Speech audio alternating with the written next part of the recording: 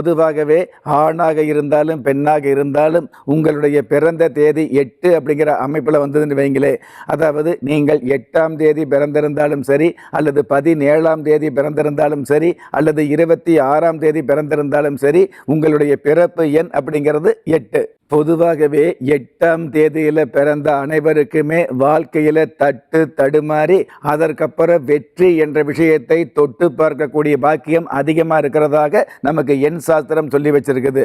எந்த ஒரு விஷயமாக இருந்தாலும் இளமை காலத்தில் தடை ஏற்படக்கூடியது, அல்லது தடங்கள் ஏற்படக்கூடியது, அல்லது தாமதம் ஏற்படக்கூடியது, இந்த மாதிரியான தடை தடங்கள் தாமதத்துக்கு அப்புறம் அந்த விஷயத்தில் வெற்றி காணக்கூடிய பாக்கியம் நிச்சயமாக இருக்குது அப்படிங்கிறது உண்மையான விஷயம்.